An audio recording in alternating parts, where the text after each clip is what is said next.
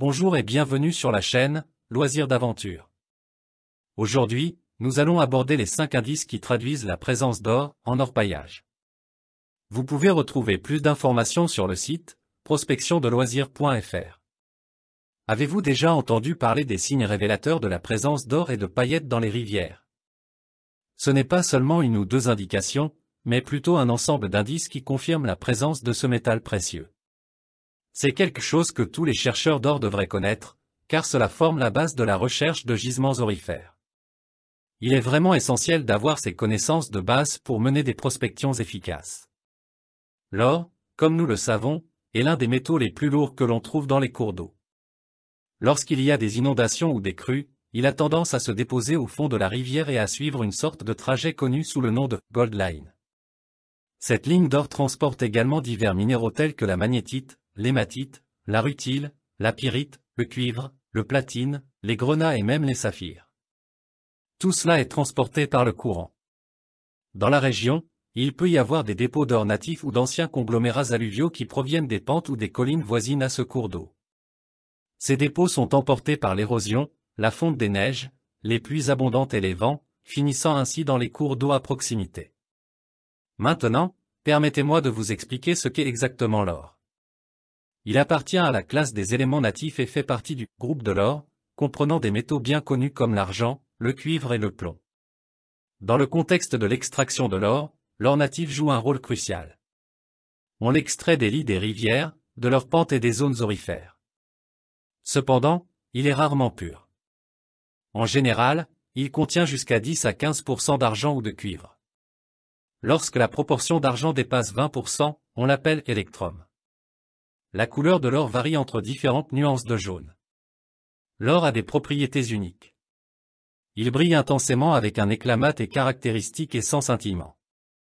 Il est très malléable et ductile, ce qui signifie qu'il peut être facilement façonné et étiré. Imaginez, vous pourriez créer une feuille d'1 mètre carré à partir d'1 gramme d'or. Il est plutôt tendre, mesurant environ 2,5 à 3 sur l'échelle de Mohs. C'est pourquoi il peut être déformé sous une simple pression d'une aiguille en acier ou coupé avec un couteau.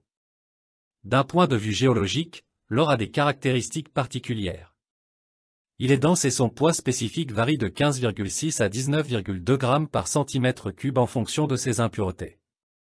Notons également que l'or natif est 7 fois plus lourd que les autres matériaux présents dans les rivières. Pour vous donner une idée, l'argent a un poids spécifique de 10,5 grammes par centimètre cube, le cuivre de 8,93 grammes par centimètre cube et le platine de 21,46 grammes par centimètre cube. Cela montre que les variations de poids de l'or sont liées au type et à la quantité d'impuretés. Quant à son point de fusion, il se situe à 1046,5 degrés Celsius. Il se cristallise en forme cubique. Les cristaux sont plutôt rares. Habituellement, l'or se présente sous forme de dendrites, de fibres, de grains grossièrement arrondis ou aplatis à cause du transport par l'eau.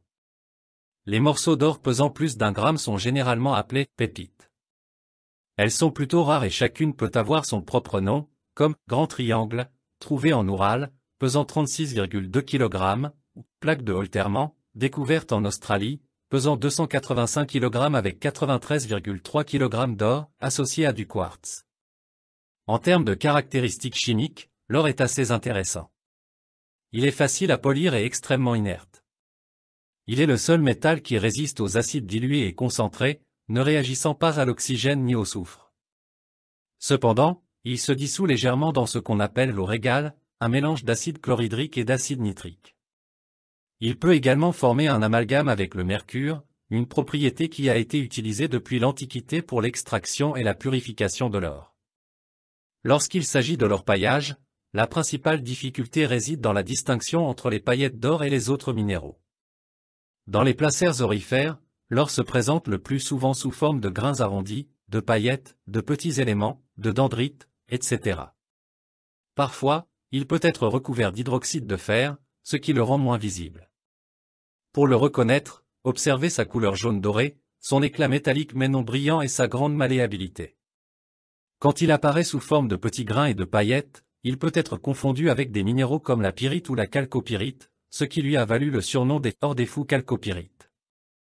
Des morceaux de mica partiellement altérés de couleur dorée, souvent appelé or des chats, peuvent également parfois ressembler à de l'or, surtout en présence d'eau. Cependant, le mica diffère de l'or par son poids relativement faible, ce qui le rend moins susceptible de s'accumuler dans certains types de roches. Cela dit, il peut être mélangé avec d'autres matériaux lourds tels que l'or et le sable noir de magnétite qui se trouvent dans le gravier des berges. Les indices qui permettent de trahir sa présence sont peu nombreux, mais sont des repères importants qui vous guideront, sans pour autant vous garantir une découverte précise à chaque fois. L'orpaillage et la prospection aurifère, il faut le souligner, ne sont pas une science exacte. Le premier indice, c'est le quartz. Ce minéral cristallin, aux couleurs variables selon les métaux qu'il contient, joue un rôle clé. En effet, il est souvent lié à l'or et peut se retrouver en sa compagnie. Ensuite, la magnétite entre en jeu. Ce minéral ferrimagnétique, doté de propriétés magnétiques puissantes, peut vous être très utile. En passant un aimant sur les placers que vous croisez, si vous trouvez de la magnétite, il y a de bonnes chances d'y avoir de leur proximité.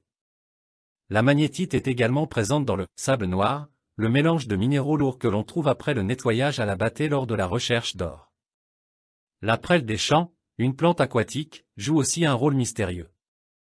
En général, là où vous trouvez ces plantes, il y a souvent de l'or à proximité, même si la raison exacte reste un peu floue.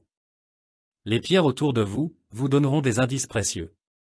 Lorsque les pyrites se sont oxydées, elles laissent des taches noires à jaune orangé sur les galets dans les alluvions. Ces taches sont un signe solide de la présence d'or dans les placers. Si vous voyez ces taches sur la face inférieure des pierres en contact avec le gravier, il est probable que de l'or soit présent juste en dessous. La quantité de telles pierres dans la région peut indiquer la concentration d'or. La présence de sulfure est également significative. L'or peut se retrouver enfermé entre deux couches de soufre, ce qui a été étudié en détail. Ces informations sont obtenues par des techniques telles que les rayons X. Ensuite, la présence d'objets en fer mérite votre attention. Nos rivières transportent souvent divers déchets humains, et ces objets en fer ou en acier se retrouvent souvent dans l'eau. Si vous trouvez des objets rouillés, comme des débris d'objets agricoles ou industriels en fer, près d'un cours d'eau, cela peut indiquer la présence d'or à proximité. De même, la présence de plomb est significative. Les plombs de pêche ou de chasse, voire les anciennes conduites en plomb, se retrouvent fréquemment dans l'eau. Si vous trouvez de tels plombs, cela peut suggérer que vous êtes dans une zone favorable à la recherche d'or. Bien sûr, la présence de plomb ne garantit pas la présence d'or, mais cela augmente vos chances.